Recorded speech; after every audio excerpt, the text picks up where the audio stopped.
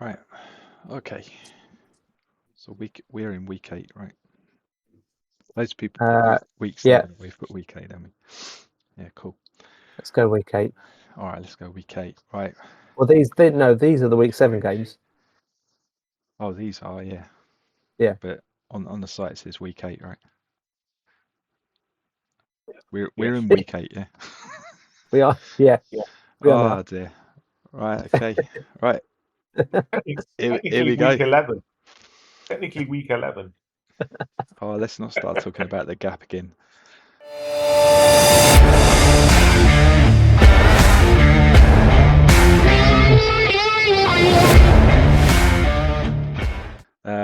Right, so here we go. We are in week 8 of Redaction. I'm joined again by Matt and Jez. How's it going? All right. Evening, folks. You good? Or good morning if you're watching this in the morning. Yeah, Friday, Saturday, Sunday, whenever it may be. Wonders of modern technology. Yes, indeed. Right, so here we are. Redaction is back. I'm thinking at the end of the season we might have to actually run a poll to try and come up with a new name, because we're the only thing not getting redacted at the moment. Everything else seems to be getting redacted around us, but we're still going. So anyway, here we are. Going to have a look at week 7. Hopefully we're not going to change that this week, but who knows? Yeah, maybe. We'll see what comes up in conversation. You might have spoken too soon. Indeed, yeah. We're not sitting here as a personal goal for this one, but never say never, right? Okay, so week 7, we'll have a little look through. Monday Night Football will start there, and then that race to first, and see if anything's changed. So let me bring that up. Oh, we'll come back to that. Save the good stuff. Save the good stuff for later. Yeah, that's all right. I'll redact that bit. Right, okay. So where were we starting? We were starting with Monday Night Football, which was the BBBs against the NNs. And some great traditional Monday Night Football, one-sided blast. I think it's the first time we really looked at the Bay Bears this season. They managed to improve their negative yardage on the rushes again this week. That wasn't Monday Night Football, was it? Oh no, this was the race to first, wasn't it? Race to first. Yeah. Oh, okay. This is a good race to first game then. So we'll look at that one first then. So yeah, negative yardage. It's an easy race to first, that one. Yeah, absolutely. And is that a TD that God, yeah. Didn't get the extra point or the 2-point conversion, but then followed it up with a field goal. Must have felt like on the road back there, but it wasn't meant to be. So yeah, Holthwaite was made to work 35 carries. Kid must have been knackered. Is this the RB picked up last season in the draft? Is he actually putting him in and giving him game time this season? He's lucky, yeah. Lucky he didn't get injured. So let's have a look. So 4 starts this season. So maybe he's at a point now where Chris is maybe not too worried about that. I don't know. Look at the drive charts, Greg. Look at the drive charts. The Nighthawks seem to just had a big team talk at half time and suddenly started, driving the ball on offense. Whereas in the first half they've done nothing. bit Yeah, bizarre, to be honest. Rubber band yeah, effect. yeah. Yeah. Could be. I mean, was that 27-0? So yeah, it could be a little bit of that as well.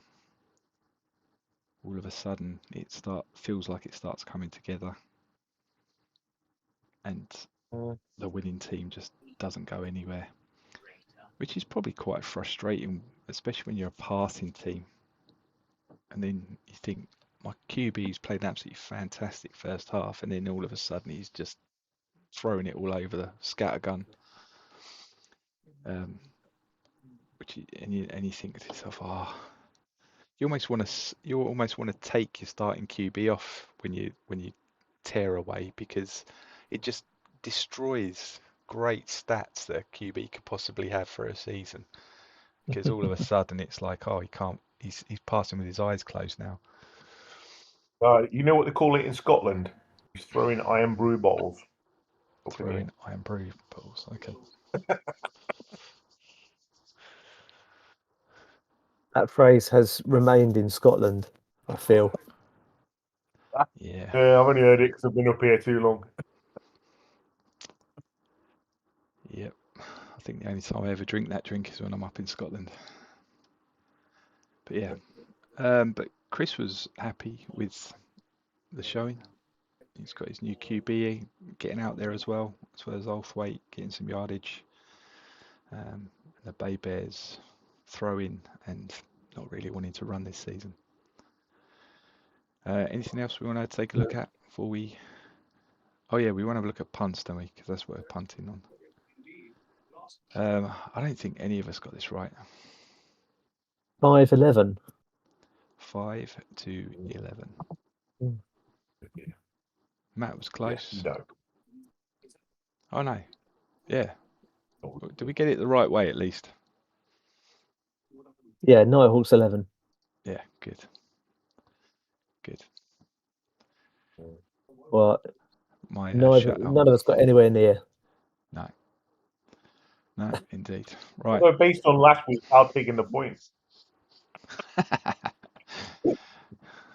I'm not sure we can let you get away with that one, but yeah, okay. Well, you got close. You got closest to Nighthawks. I got closest to the Bay Bears with 2. Right. Half a point, yeah. So, Greg, Half you a lost point that one. off. I don't think me or Matt won that one, but Greg, you definitely lost. Okay. I feel like I did. In more than one ways. I need to see the Nighthawks putting more points on the board in the second half, as we race to the first overall. Right. Okay. So this was Warriors' first Monday night football game.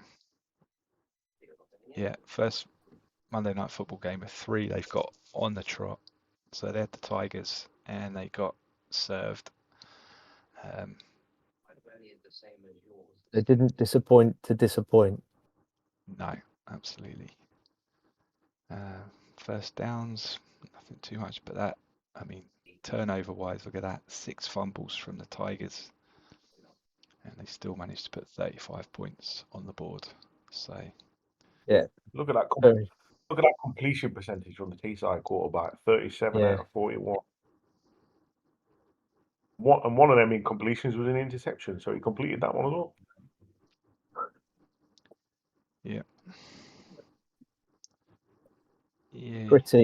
Pretty convincing all round. Yep. And that was with both of their running backs dinged up, wasn't it? Yeah, absolutely. And did he rest one of them this week? He might have done. Yeah, I think the older one, is it Beauregard or Yeah, he was little... on the IR. Yep. Gooms. Yep. Yeah, it's a nice win for the Tigers. They have actually got a record this season that actually says, they might have a 10-star offense. The games maybe tell a different story, but they're at least on the winning side of a record this time around. So yeah, Monday night football. Can I say this one's typical Monday night football standard? Yeah. Yeah, yeah. Yes. Definitely. Yeah. All right. One-sided.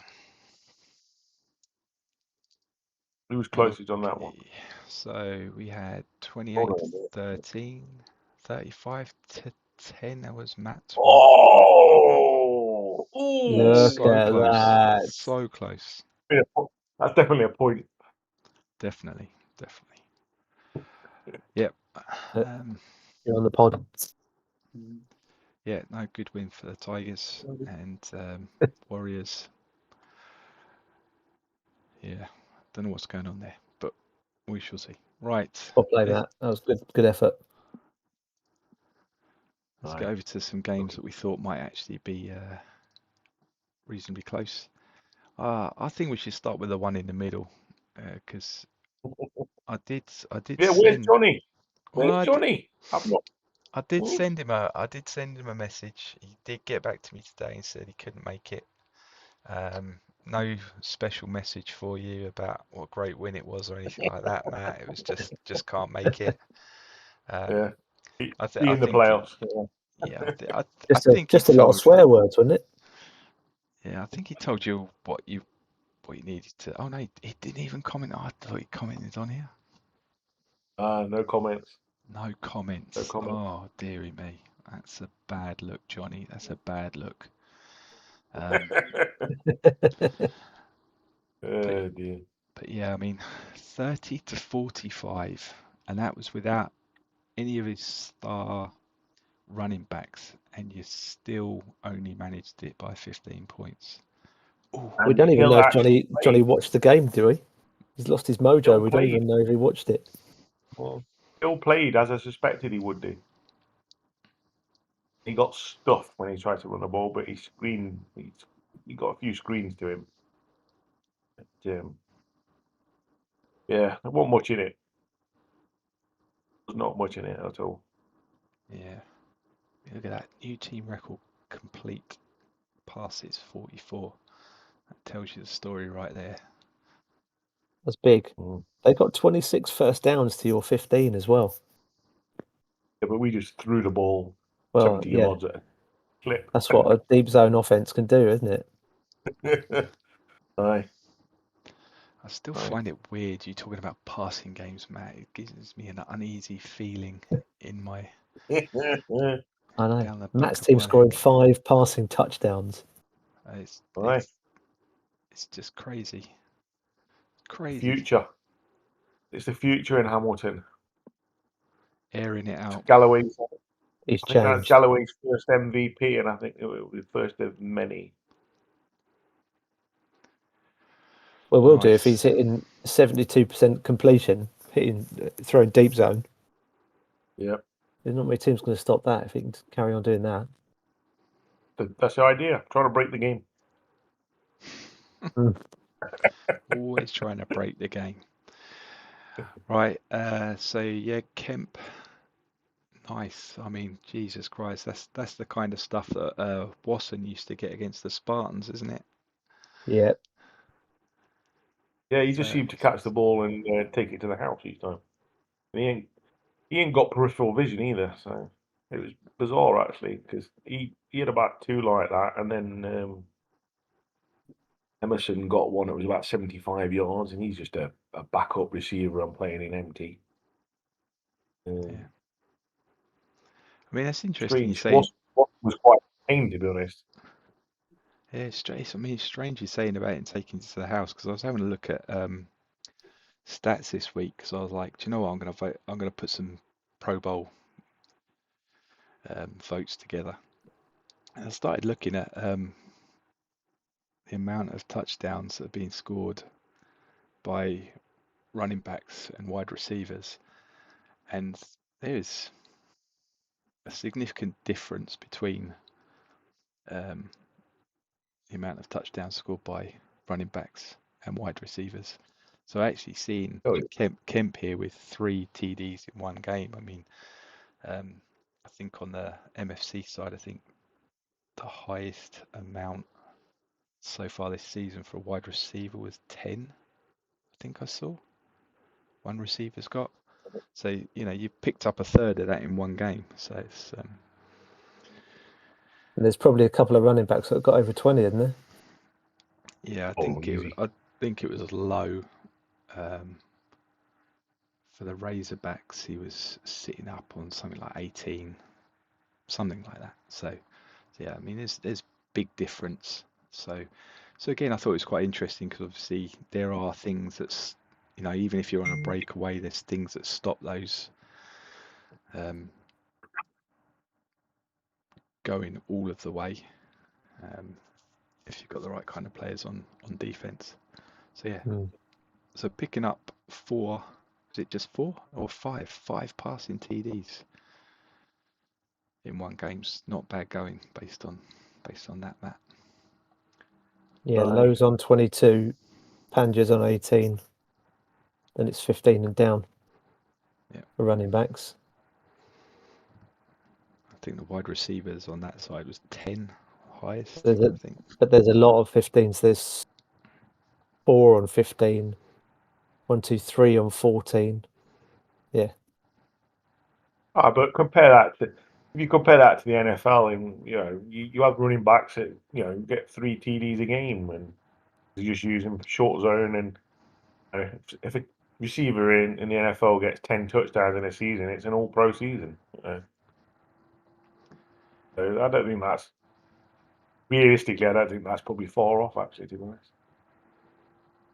Yeah, I think on the college side, I think that, I mean, that's just covered with RBs, and then there's like the 1 or 2 wide receivers that are up there.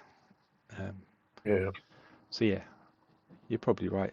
It's just, I just thought it was interesting on the basis that your wide receiver there has gone and picked up 3 in one game. So keep that going. And as I say, the number 1 receiver, it's the number 2 receiver. I was going to say he's not done that in any other game. He's just he's a decent level, but I don't know. He just had a game. He's level 20, isn't he? Aren't all your players level 20? He's one that isn't level 20. Oh. He's level 19. Level 19, filth. How dare he even get out of bed in the morning? Oh dear. He must have shit pets. Shit pets. Yeah, it's got a flamingo. Oh, right. I mean poodle or something.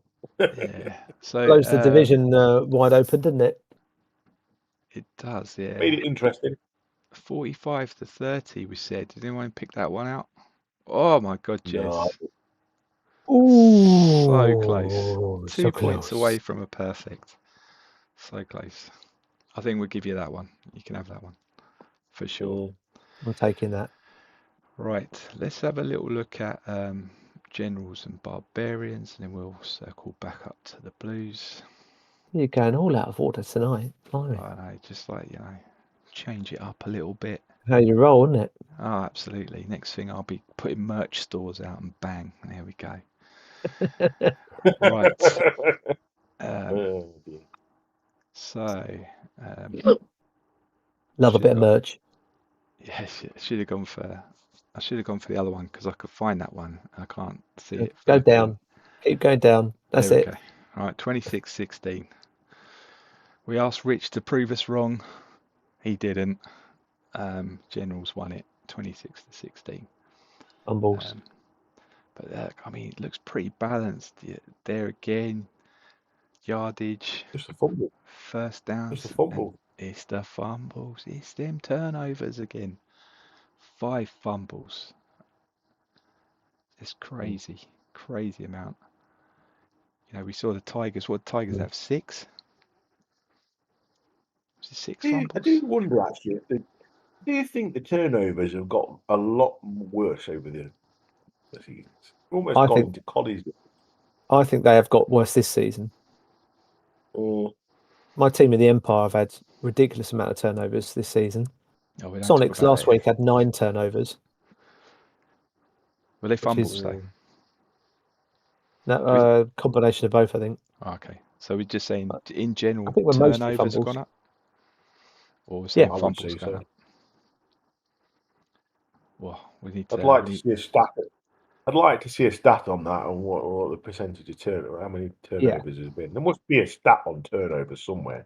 Probably. I don't know. We if I'm have gonna go look now. no scientific evidence to prove or deny our thesis here, but here. that's never stopped us there before. must be something. There must be something about fumbles somewhere in the game.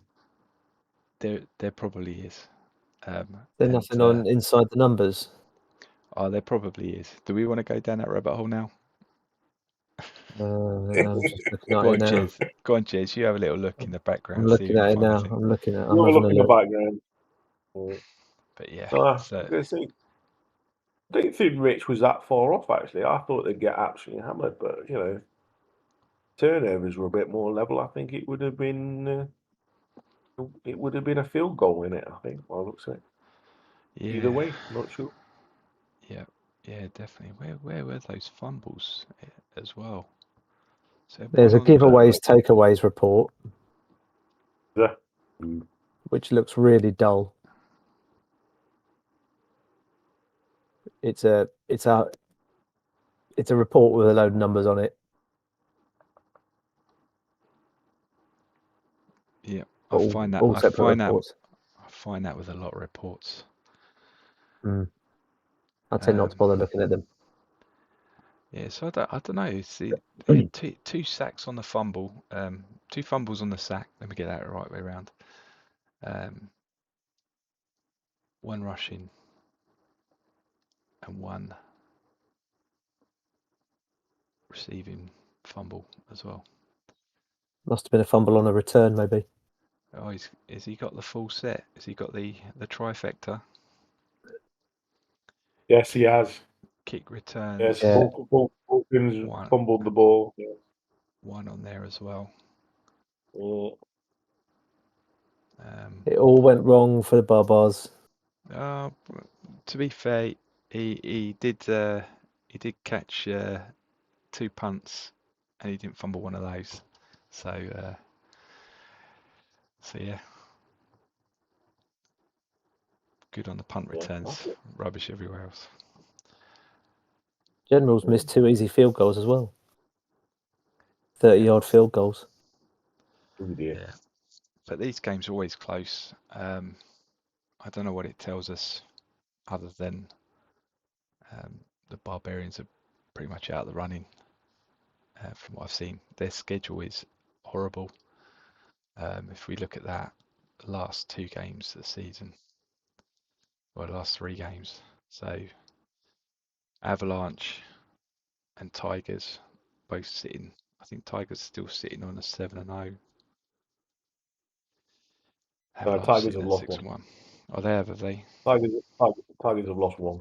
Okay, so 2 6-1 teams, and then I think that's a 1-6 team. So possibly 1 win out of those. Not looking good. So I think that is the Barbarian season done. It's just that defense has just cost them this year. I think the offense is probably still similar level to where it's been, but I think the defense, 30th ranked defense, you're not going to win much. Yeah. That's fair. Be interesting to see what Richie's plans are going into the rest of the season and into the next. Score-wise, I was way out. way out. I was way out. Jez was reasonably close. Sir. But that was in OT. Wasn't overtime though. Wasn't overtime. Wasn't close, and it wasn't overtime. Okay, so let's finish with the Blues and the Sonics. So the Sonics were coming off of a very strange win last week, the previous week, where they managed to lose to Cyclones. Did they turn it around? No, they did not. So very similar results to the last one we looked at, 27-17. Looking even all the way through that first half. So Bill must have been thinking he was in with a shot. 7 turnovers. 16 in 2 weeks, isn't it? They had 9 the week before, was it? 9 the week before, yeah. I don't know if it was last week or 2 weeks ago, but it was definitely recently. Do you think fumbles is related to experience? I think experiences, it must have. I don't know. I haven't seen any formulas relating to chances of fumbles or interceptions, but they're in there, no doubt. It would make sense if it's related to experience. It would make sense if it's linked to unfamiliar formations. Yeah, all of that. It would make sense if it was linked to the levels of the OC as well, the staff. I don't know. Yeah, the PCVs and all that sort of thing. Yeah. Yeah, I think there is an experience link in there. But to be averaging 8 a game over 2 games is still, even for an inexperienced team. And Sonics aren't the least experienced team in the league by, not by a long way, but they're not the least experienced team in the league. But you still shouldn't be averaging 8 turnovers a game. Yeah. No, definitely not. No, I don't. You can understand why Bill's completely disillusioned with it because, what's the point? He's built a decent young side there. They started off getting some really good results at the start of the season, and then, no one's going to have a chance in hell of winning a game if you're giving away 7, 8, 9 turnovers.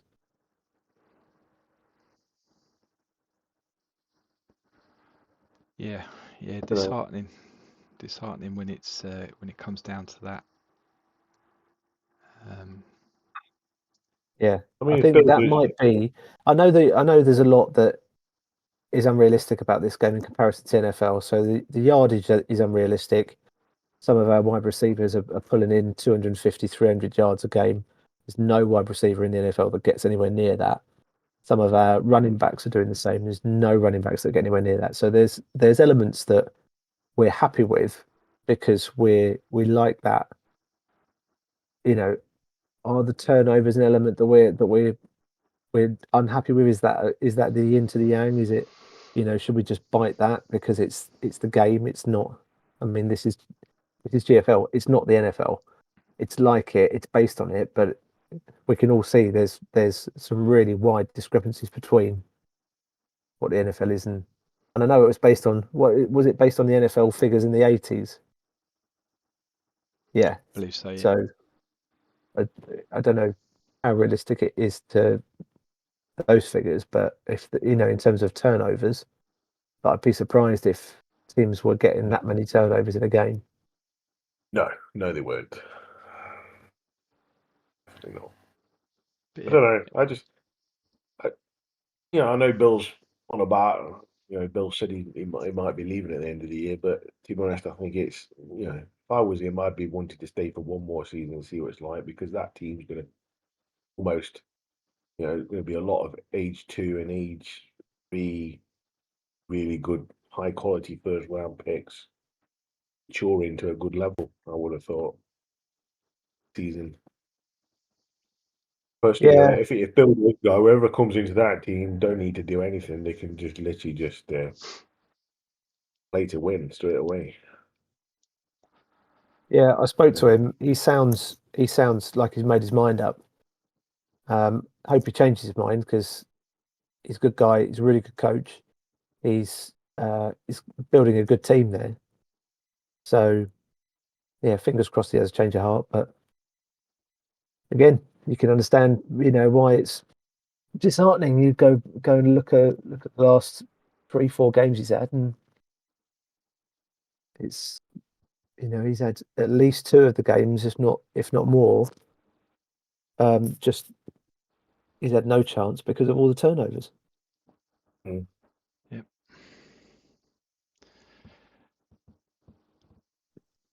Well, in other news, Christmas came early for the Blues. Oh dear. Yeah, OT picking up MVP, and yeah, that pretty much means the Blues have sealed that division. I think again for what will be the 7th. Is that 7th on the bounce? with that win. When the Cyclones look like they're the closest to getting potentially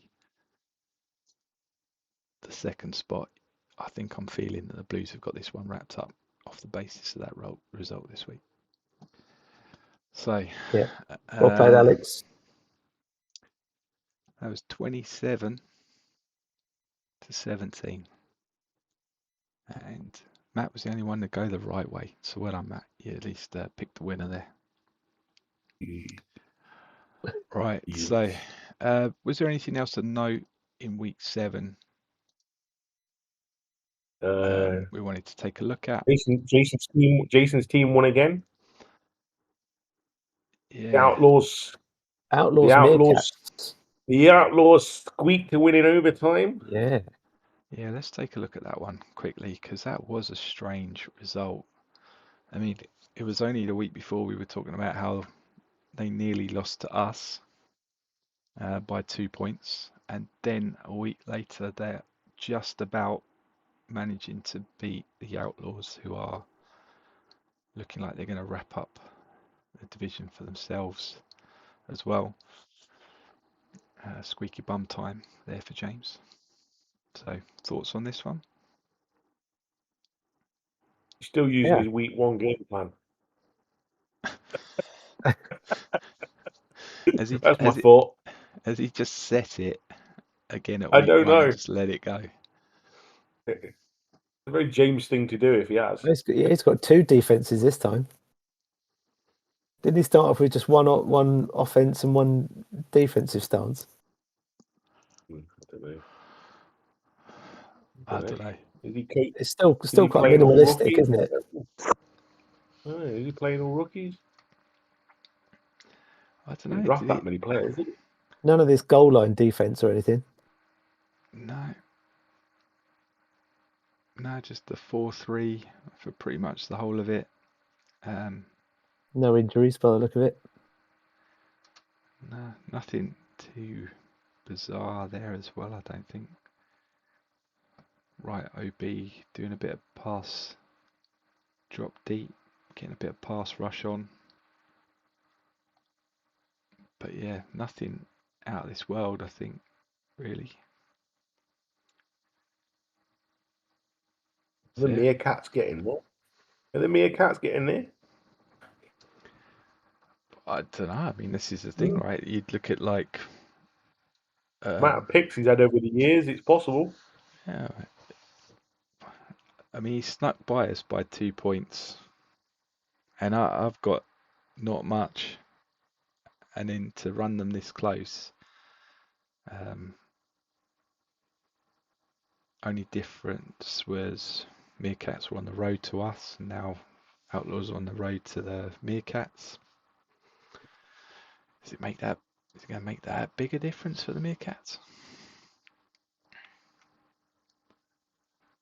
Good game, anyway. Yeah. Good game. Almost got him, Michael. Almost got him. We're waiting for our shock of the season, aren't we? Or have we had that already? Or is that the Cyclones? I don't know. The Comets are rebuilding as well. That was a close game. Cyclones at home. No, but when was the last time the Cyclones won 2 games in a row? In a row. That's probably last time they won the bowl, right? Yeah, I would season suggest after. that. Yeah. Yeah. A long time since. How can you stick up 507 yards passing and still lose? Wow. I know. Ask Johnny. Oh, sorry. Oh, Matt. Oh dear. Stuck that one in there. He's so smug now he's won, isn't he? He's so smug. Yeah, he's got Bloody one. hell, Johnny. There was one going to come at some point. Wish you were here, Johnny. Yeah, but it looks like Cyclones have got the secret sauce about how not to give a turnover away in a game. So Jason needs to bottle that and share that with the league. Yeah. But yeah, another close one. But that let's bring the standings up after looking at that game. Actually, it's looking pretty, like we said, Blues 6-1, Sonics are 4-3. But I mean, only one divisional game, so that's locked in, I think, for the Blues. Yep. It's looking pretty good for yourself, Jez, with Spartans at 7-0, 5-2, the Rapiers. They keep managing to just sneak past teams. Yeah, is that caretaker allowed to make the playoffs? Yeah. He's just not allowed to win the bowl. He's just got to keep the throttle off enough, just not to win it all. We got to go to the Blues this week as well. Yes, yeah. Ooh. So there we go. So Dan's wrapped up the MFC West. He's got the big C on them there. Kendall with his third win, now sitting in second. We've got Magpies have managed to get the C as well. Sun Devils now looking closest contenders there. Heroes. I'll wait till we get to the game. Heroes now. Vinty's injured after what we said last week. Oh, is he? Going D. Oh, Unfortunately, they've not got a particularly hard game this week, though. right, we might see a little test of depth there then. But even if you rest, I mean, again, that's 4-3, 7-0. Is he going to win? Is he a general's going to win 3? Probably not. I don't think Probably so. Tigers 6-1, Kings 3-4. That looks wrapped up. There's nothing there as well. I don't think it's going to change. And then CFC West, that's looking the closest along with the MFC North as to two-way races towards divisional titles.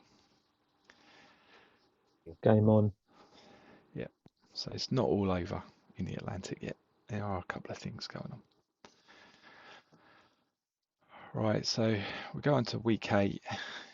We've got the Warriors have got their second of 3 on the bounce Monday night football games. After they've done those 3, I'm going to have a look at see if the attributes seem to do anything ridiculous for a team that's played 3 Monday night football games this season. But this is their second against the Lighthouse family. I'm not singing it again. Ding it. I'm not singing it again. Ding it. But yes, so let's have a little look at that one. Monday night football. Boom. It's going to be another classic. Islanders are struggling. I think this will actually be probably the most competitive game we've had in Monday Night Football. I don't think there's much in this one. It could be a decent game. Yeah, I think you're right. Because I think the reason we've got the little, Warriors in that kind of 3 on the bounce is that Islanders were around about the same level as them last season as well. So, what are we in week 8, week 9? I think Islanders were 8th pick and Warriors were 9th pick. So they still seem to be pretty close on those sort of things. So what's the spread on this? Islanders by 10. Warriors with a few injuries. Both CBs. Could Those be cornerbacks with an E. That's nasty. Yeah, could be special teams cornerbacks. So quick little look in there. One of them is. One of them is, one of them isn't. But the one that isn't is put on injured reserve. So he's put his starter on injured reserve.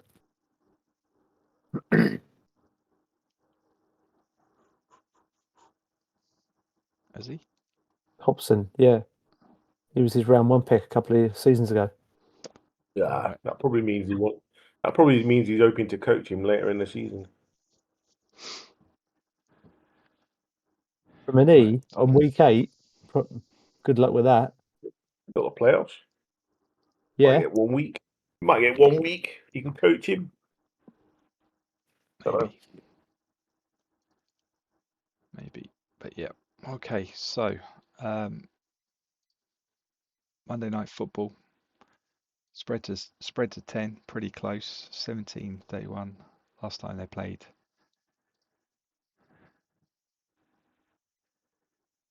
I'm gonna go straight in there. I say this is gonna be an absolute dire 6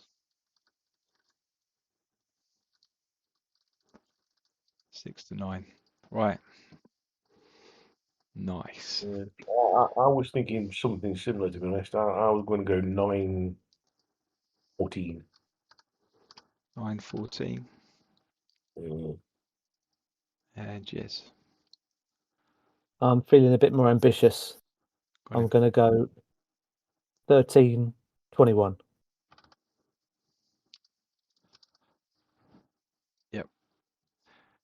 Yeah, I think the reason I got so low on that is that I still don't know what the Warriors actually have on offense.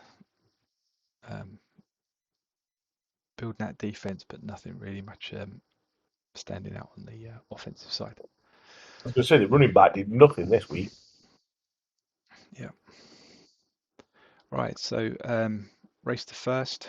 So I put this one in this week because the Baby Bears, they have back-to-back games against the two worst teams in the league.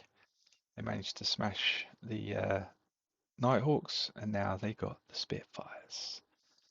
So this might tell us how close me and Chris are as well with our teams. Playing these back to back. 30-second.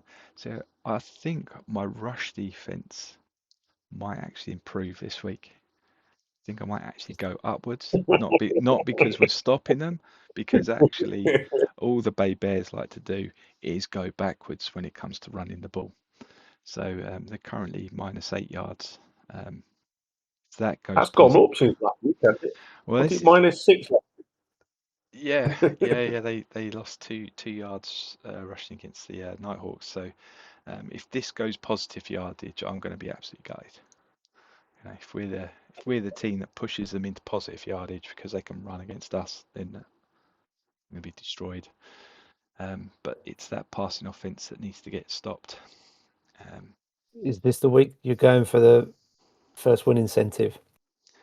I don't know what you're talking about, Jez. Is this the week? I always play to win. There's always play to win. Oh, There's none that's of the this funniest thing I've heard in a long time. none of this tanking bullshit going on in here. You know, this is play to win all the time, apart from once this season.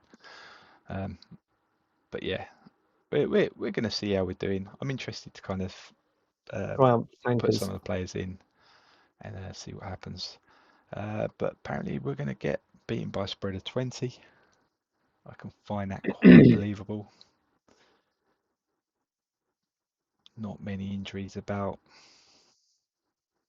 so that's not going to get in the way of me coming up with a decent excuse about why we've lost by 20 points. So yeah, I'm putting in a few rookies for this one. They're going in. Coaching's been good. They're maxing out now, so I'm kind of like, right, let's get them in. Let's give them some game time. So we'll see what happens. Who wants to call First this win one? incentive. Who wants to call this one? On the basis you're playing all your rookies, I'm going to go with 13 punts for the Spitfires and 2 for the Bears. 2 for the Bears. Oh no, wrong card. There we go. 2 punts for the Bears and 13. You say for me? Yeah, 13. Yeah. Okay. Jez, how you feeling about punts on this one? Yeah, I'm going 3 punts for the Bears and 8 for you. 8 for us. And I'm going to go with 5 and 11. Is that what it was last week? Yeah, I think it was. All right. I reckon it can be very similar. We shall see. Right. Okay. Right. Let's move on to the juice games. I'm going to start at the bottom with this one. Tigers against Sun Devils. Now I'll pick this one out because Sun Devils are sitting second in their division. If they can get a win at home against the Tigers, they're still in with a shout for a playoff spot. Did you And see the Sun Devils schedule though? yeah, I did, but after this week, if they win this game, they're still in with a shot mathematically. And also, it's two original coaches playing each other as well in the Atlantic. So I thought it'd be good for us to take a look from that perspective as well. So we've got two Atlantic originals getting head to head in this game. So Tigers against the Sun Devils. And it's only the 11th time they're playing each other. Which is quite crazy the amount of seasons if you think about it, actually. What are we, season 38? Are we 37, 38? What are we now? Yeah, season 38, 38. and the Season Atlantic 38. started season 6. Is that 6. when they started? Yeah. Yeah, yeah. So 32 seasons, they've only played each other 10 times. That's pretty low, Yeah. I would suggest. Yeah, 5 and 5. So whoever wins this gets Being in the bragging same rights. conference, anyway. Yeah. So Tigers 6 and 1. See, they look like, on paper, you'd say they're going to just run it ragged. RB Coombs is still on a C. Beauregard's still on a D. So the running game's out there. Yeah, but showed last week they could pass the ball and they had 4 incompletions. Absolutely, yeah. And that was the thing, wasn't it, at the beginning? That 5-star passing, 5-star run offense, right? For both on the Tigers. Have they had many blowouts this season? Not really. Nah, Nothing. No 50 burgers or anything like that. nah, absolutely. So, and they're on the road. So I think there's a good chance the Sun Devils coming up with something on this one, if I'm honest. Well, every year Dave pulls a game out you don't expect him to win. Every Yeah, year, without fail. yeah. Every year, without fail, he has one game that you think, how the hell did he win that one? It's Is usually due this to his the one? special teams. Is this the one? Usually due to. I don't know. Based on their schedule, I think they've got more chance in this one than the other. They've got. Look at that schedule. Put the Sun Devils schedule up. Yeah. Yeah, it's a shocker. Just show how bad it is. Yeah, That is a schedule. It's only the That's the Magpies and the worst. Avalanche to finish. Yeah, that's the worst running I've seen for a long time. That is horrible. Yeah, this is the one I thought the Barbarians had this running, but you're right, it's the Sun Devils that got this, and it's like every single one of those. Well, actually, there's only 2 losses across those 3 teams, isn't there? Yeah. So you've got 2 6 and 1 teams and a 7 and 0 team that he's got to have a run in against there. Tasty. He might get lucky against the Magpies. I mean, like we saw, Magpies have wrapped up the division.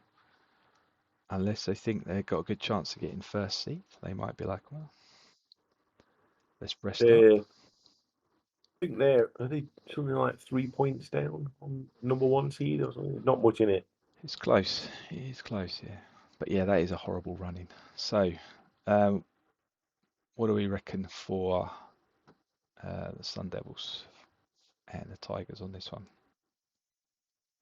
I don't think it's the weekday he's going to pull a shock off, so I'm going 32-15. 32-15. Okay.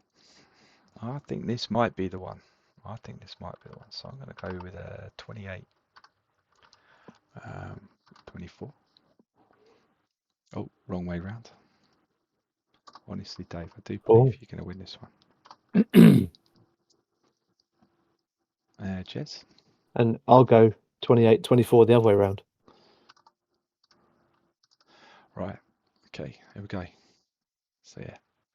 Just for a nice bit Come of on, Dave. Come on, Dave. symmetry there. Right. So, let's dip into Jez. Spartans.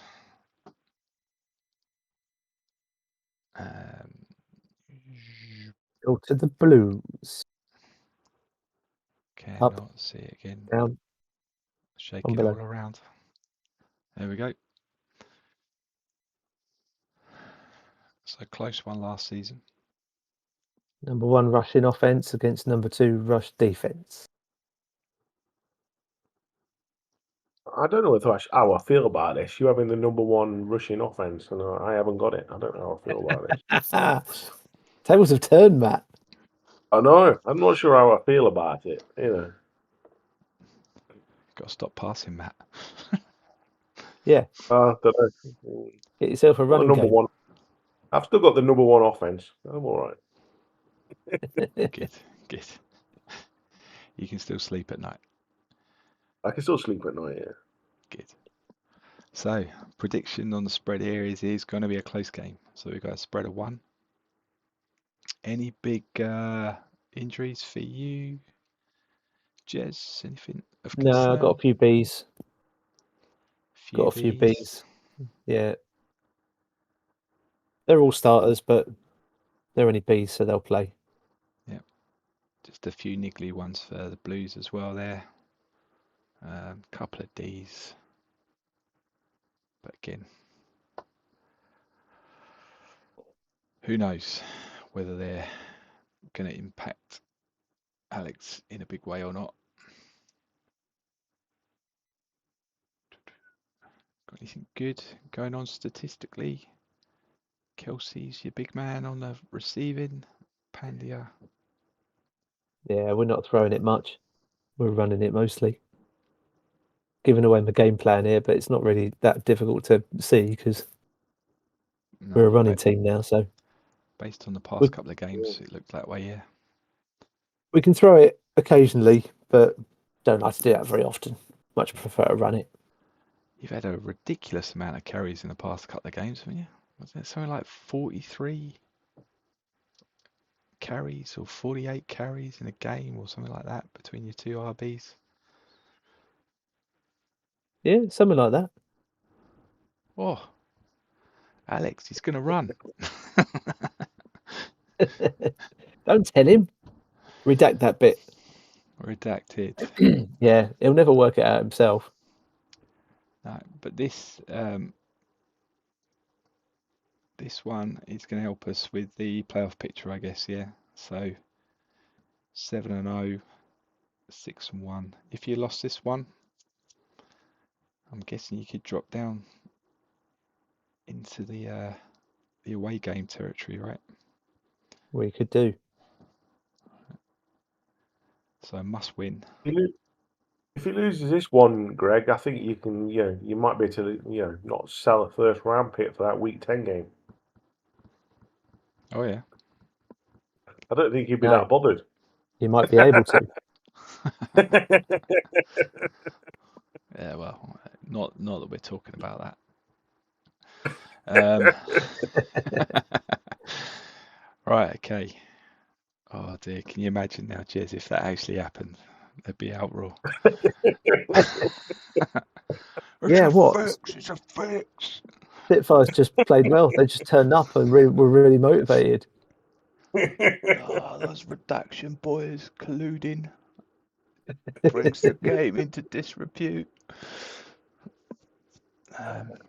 But yeah, right, okay, we're going to do some predictions on this. We've got a little bit of the inside track. Spartans are running. Blues are passing. Probably.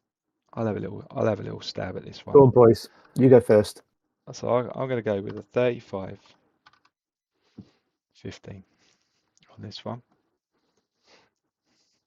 Matt. I'm going to go 27-24 in overtime. 27-24. Pinched it off you quicker. OT. I don't think Sorry, go on, Matt. well, based on last season's game in the playoffs, I can't see there being much between the two sides again, to be honest. Yeah. I am going to go 32-17. 32-17. Yeah. Oh, that's too close to mine. I'm going to change mine now. Not having that. What? Because you think I've just done you? Oh, Yeah, look you at done that. me. What a game. Missed extra point Yes. after a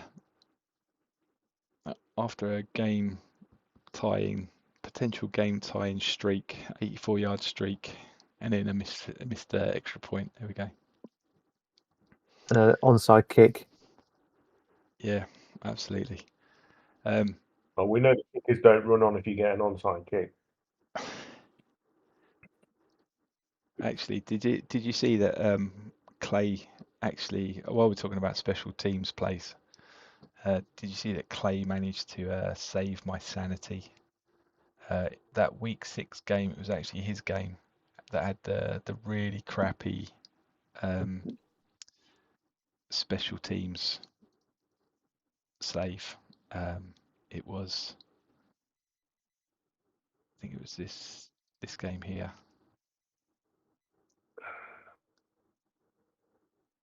Here we go. He's mentioned it. I had my punt blocked partially. Then it was returned 21 yards. And that was Coach Smithyard has pulled out a great special teams play. By That's losing 3 yards. That's going to be one Yeah, of the worst ever. Jeez. that is, yeah. So I'm not sure what the special bit was that Clay managed to do with that. Whether the special part he only managed to get it partially blocked. If it hadn't have been a special play, it would have been fully blocked. But it was only Commentator's partially. taking the piss. Yeah. Oh dear. To be honest, that's one of the things that annoys me, actually. If you block a punt, you shouldn't be returning it. It's highly unlikely you're going to get the ball returned. It does happen occasionally, but it's usually for a touchdown, guaranteed. Yeah. You don't usually punt the ball 21 yards and then it gets returned for a TD. That doesn't. Well, there you go. You've just solidified what a special play that is, because when they do get blocked, they do normally go back to the house, but this one Yeah, didn't. that's it. So it's mind-boggling. Absolute special play. But yeah, you see that for you once a season and you think to yourself, fucking, why do I bother? I don't think I've even bothered putting a tick in that box yet. So I might do this week. We'll see. Right. Okay. So we are going to have a look at the other 7-0 team, the MFC against the Meerkats. So, Jez, you brought this one to the table. Any reason behind that one? Well, Razors are looking good, obviously. The Meerkats almost pulled off an upset last week against the Outlaws. And they'll be looking to see if they could do it again. It's probably going to be one of the Razors' toughest games of the season, I reckon. You know, against home field advantage. On the basis of last week, you know, it would seem that the Meerkats are improving. So maybe they coach up. What? Go down to the spread and see what the score is going to be on this game. Yeah, I was just trying it's to not close. I was just trying to have a little look because this might actually be his hardest game of the season. Every time you hear Lee talk about the Mariners, he's like, I still can't understand how I won that game. We've got the Bay Bears who are passing, I guess. If you can stop the pass, then hey ho. But there's not much else there that's There's like a lot of rebuilding teams in there. It's not the yeah, most difficult of schedules. yeah. Sorry, was spread 28. 28. Jez thinks different. Jez I'll thinks put. different for this. I think the Razors will win, but I don't think it'll be that big. Yeah, I mean, Lowe's a rushing machine. He's scoring for fun. We got 19th pass, no 30th. Oh yeah, no 19th rush defense, 30th pass defense. He's got some pretty decent wide receivers as well. He's got a decent passing game. Yeah, I can't see it, Jez, but come on. What do you think this is going to be then? I think it's going to be 34-17.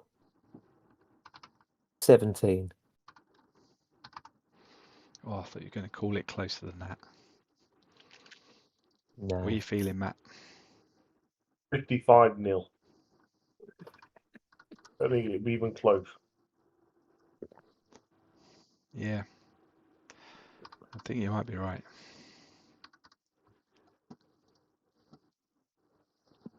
Shutout time. It's going to give it a little bit of an Outlaws feel against the Meerkats. Right, okay. That thing again, the Razorbacks just haven't played anybody like they hadn't played last year. They haven't played a team yet, really. A contending team, anyway. Yep.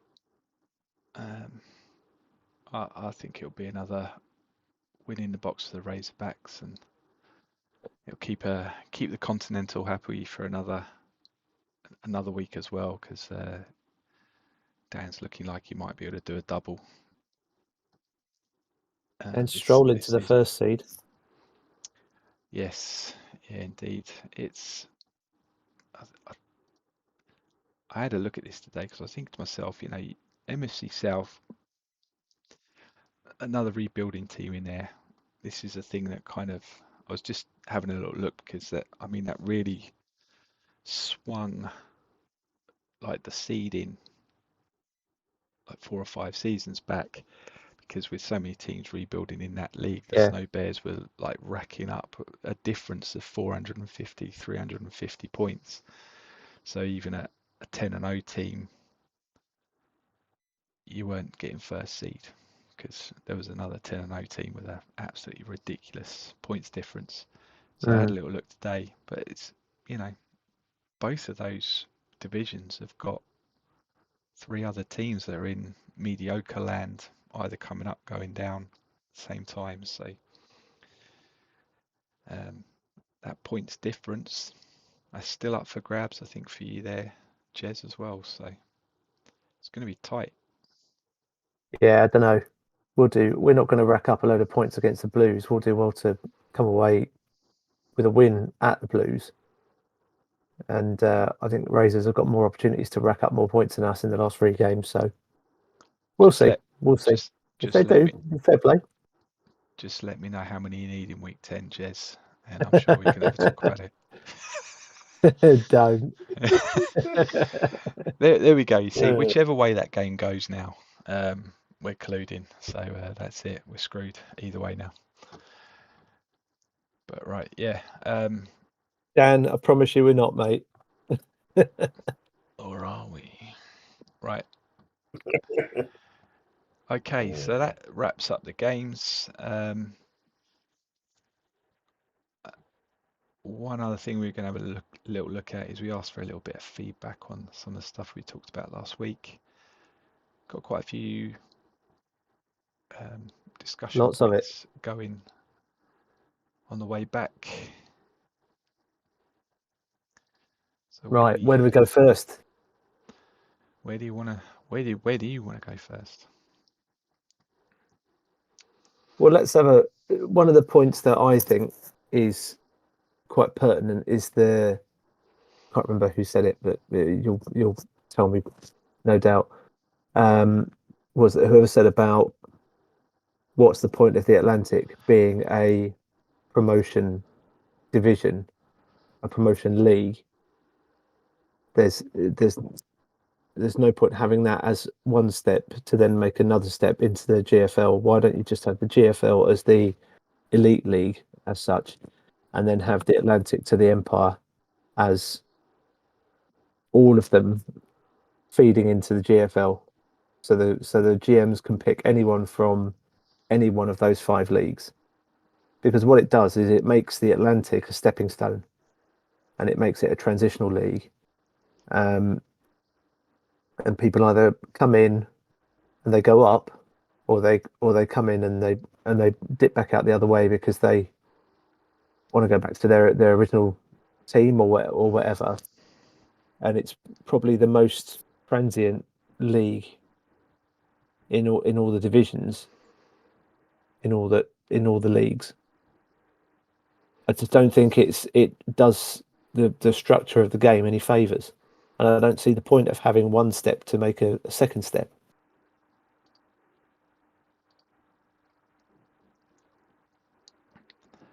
So, I mean, the other thing you could argue is if you think about it as a real league, there's coach turnover all the time.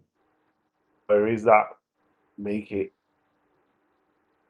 more competitive in that way? In that, if a team doesn't, I don't know, team doesn't keep going for a few years, it's almost like being fired, isn't it? It's just that,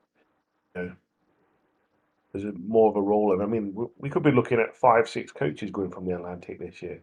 That's not looking at promotion or anything else. That's just 5 or 6 that has just decided that potentially they might have had enough. Yeah, that's Might end fair up enough. being real. And they But could have done that in whichever league they were in before they came to the Atlantic. right, yeah. So I don't know. They might not. Some might think they don't like the Atlantic, which is fair enough. Again, so We'll see. We'll see what happens. But it's looking like it could be a high turnover season this year. So we'll see. for you old fuckers who've been around this game a hell of a lot longer than me, can you remember when this structure was put in place? Do you go back that far?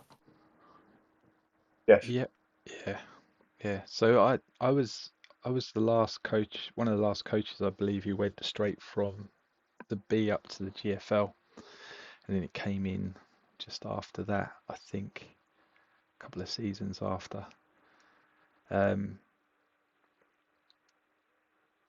It's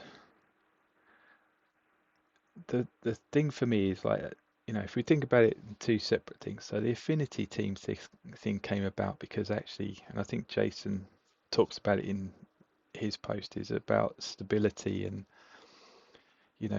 that was what Affinity teams came in to do, was to try and help the B through to the E to gain stability. So if they had coaches who were around for a long time or contributed a lot to that league and were helping that be a fun place to be and contributing to those sort of things, ripping that out of those and putting them into the A and the GFL was then disrupting that flow of that league in effect. So Affinity teams was something put in place to try and help with that. Yeah. Now when that came in for the B through to the E, but at the same point in time, this other caveat was put into place, which was, so we'll have Affinity teams, but it'll only be B to the E and those people coming into the A. And those who are in the, if we need to coach in the GFL, we'll just take them from the A. So at the same time, this kind of transient system that you talked about got put into place.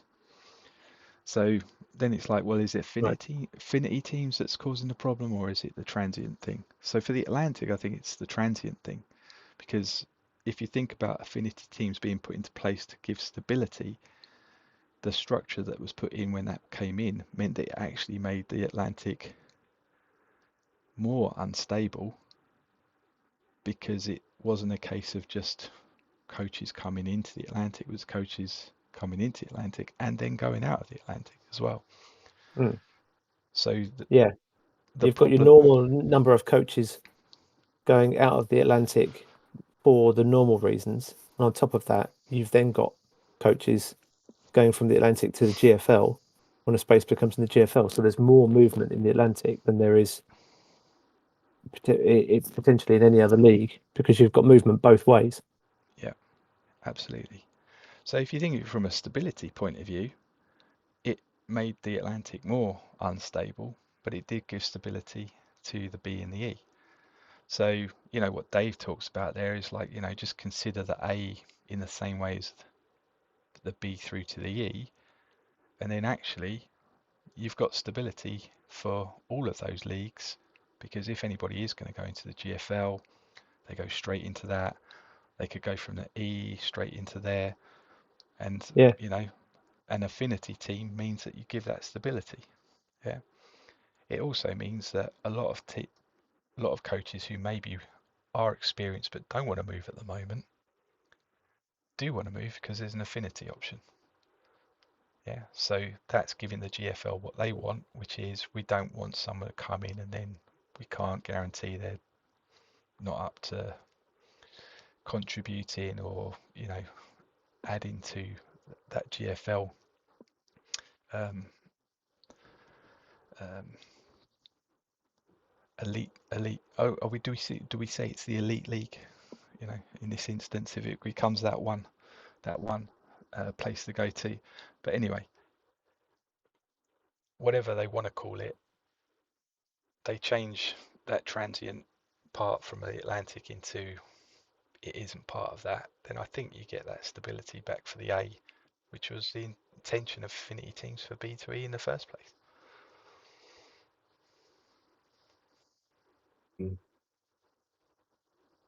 Hello. yeah, Maybe. Yeah, Maybe. because somebody because yeah, I mean, even Jason here was talking about, in that case, then someone going from the from the Atlantic up to the GFL, if they didn't have an affinity team already, then potentially the affinity team could be in the Atlantic. Whether that would be the case or someone would want to do that, it's up to them. But That's what I suggested last week. The yeah, only way I'd move to the GFL is if I could keep my Atlantic team. yeah, absolutely. So yeah, it was a good response, and thanks to everyone for the comments. It was, Johnny and Bill's responses there. Theirs are pretty much, you know, they feel like they're going to be wanting to move on at the end of the season, which is a shame. Because again, obviously yeah, we want good coaches to stick around in the Atlantic. Like Matt was saying earlier, Bill's building a great team at the Sonics, and Johnny's doing a great job with the Avalanche, right? So it's a shame, be a shame if they do go.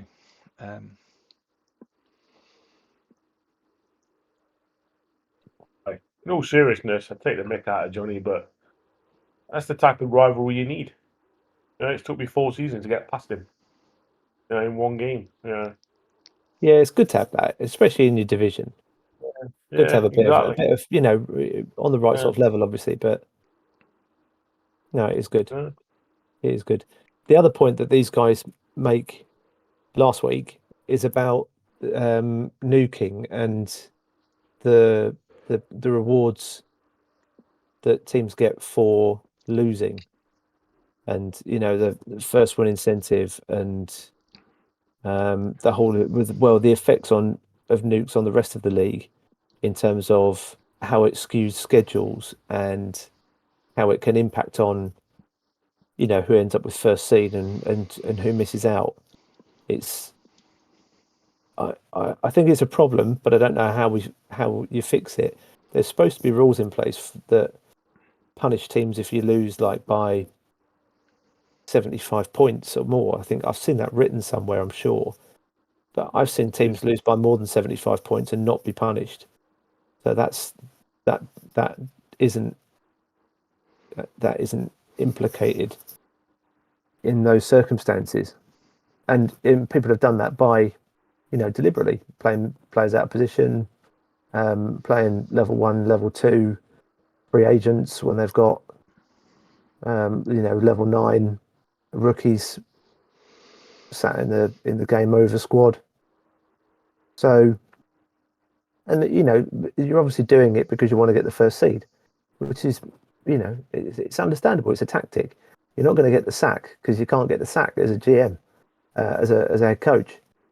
So there's no jeopardy involved in doing it, and the reward is a really good player coming out of the draft. So it's understandable why people do it. I don't think I could. Personally, I don't know how Greg's managed to keep going with his rebuild. I couldn't. When I had to do it for the Stampede when I took over a 0-10 season team, it had been 0-10 for 4 years. I came in with nothing there. There was no picks, no players that are worth trading out or anything else. That was I had to rebuild because it was there. Couldn't do anything else. But for Greg, was it 2 years before that actually winning a winning season or whatever it is now? Is it 2 years? Is it 3 years? Where is it? Your life years? Yeah, I think so. Yeah, I couldn't do Um, that. I just could not do that. It'd drive me nuts. yeah, So yeah. I don't know. For me, it's about um, this time around. For me, I mean, it kind of coincided with a few life events as well. I was my job went to went to the can, and so I had to switch my focus anyway. So time that I would have been spending on this, and I was fully focused on what do I need to do to find a new job. So it was kind of by the by anyway. So I was like, well, I've not got time for this. I've gone through a cycle of managing to win this division 5 times, made it to a Atlantic Bowl, didn't quite make it over the line. I'm getting to a point now where I think I need to rebuild it, and I'm not too bothered if all I've got to do is come in and just do some coaching each week because I've got other things going on. And that's why I dropped college as well. I was like, I just don't have the it's not the time, it's just in my priorities. Just don't have the time that I want to spend getting into it. So in a way it kind of lined up nicely for me in things were going on in my personal life.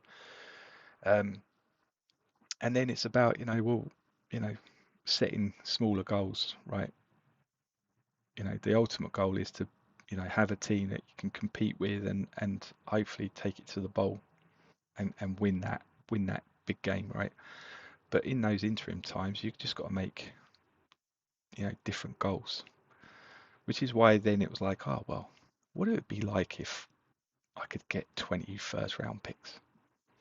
Because that's where I started with that. I was like, let's try and get 20. Nobody's ever done 20. What if I was to get 20 first round picks and build a team just off 20 first rounders and just see what that looks like?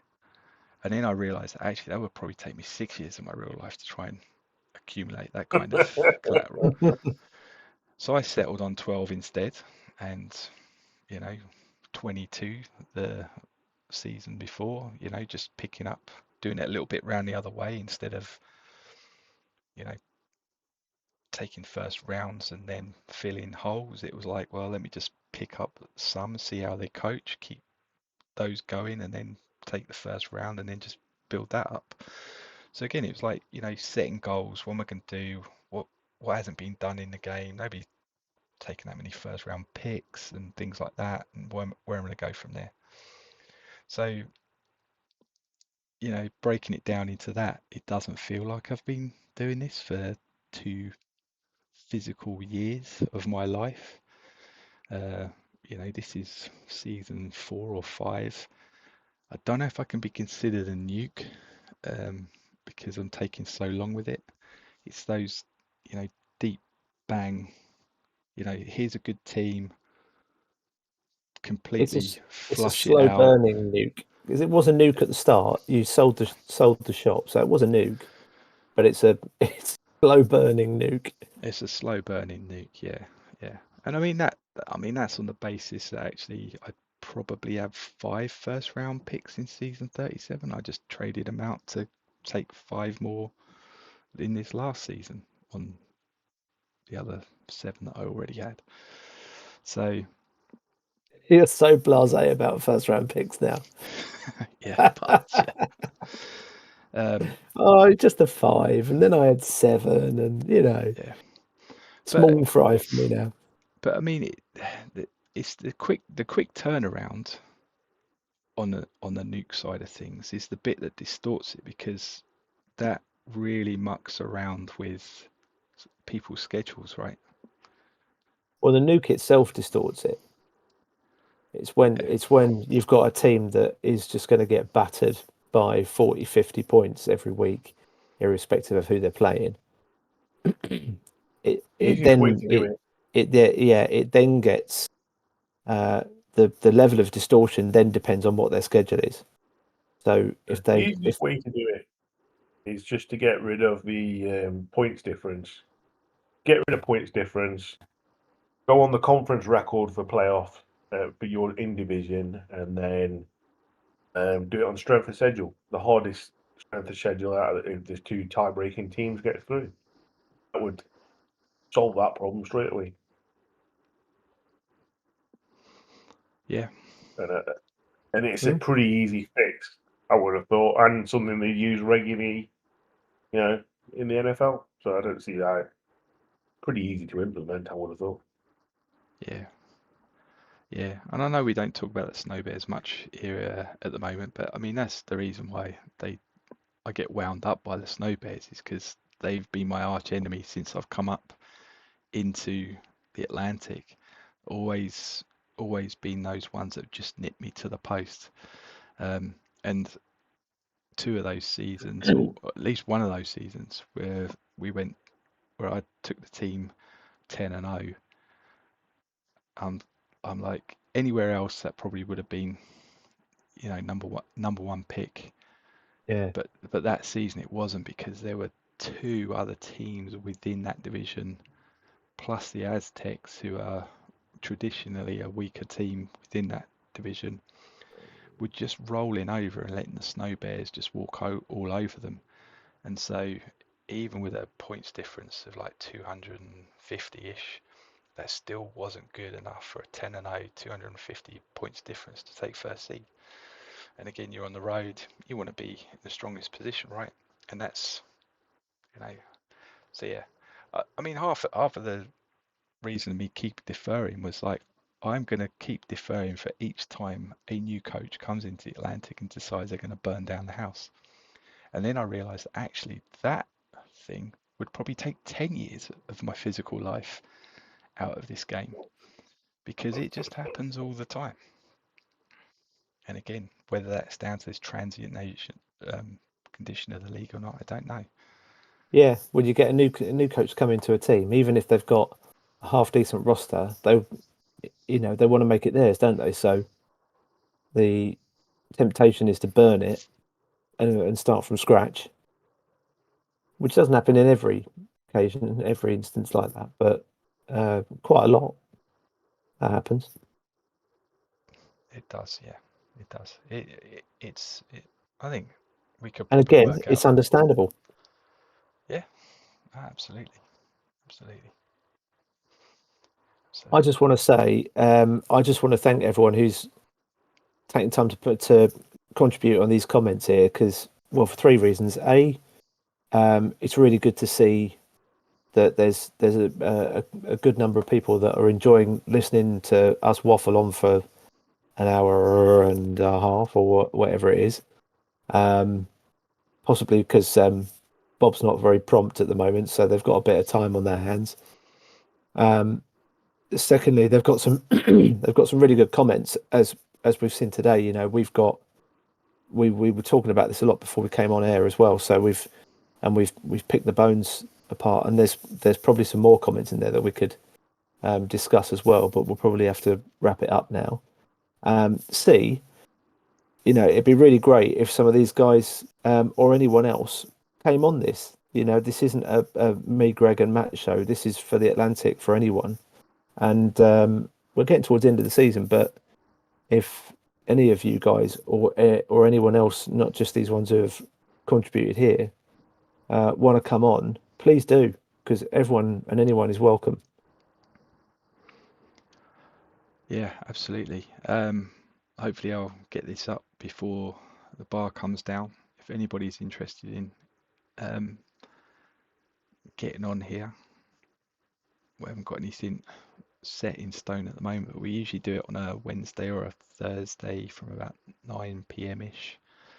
So if that feels like something that fits with your schedule, then drop us a line and get on here and tell us how wrong we are. Get involved in the conversation. That'd be great. Quick update: PTI's just been posted this week. Oh, has it? Well done, the PTI boys. Say no more. Say no Get more. straight back on the horse. Yep. How Maybe. long will it stay up for? It depends if they've updated their merchandise, probably. So They haven't called it the PTI Redaction, so they're sticking with the normal title. yeah. Redaction will stay the redaction. We just watch everything get redacted around us, and if that's the way it goes, then that's fine. I'm going in for the merch.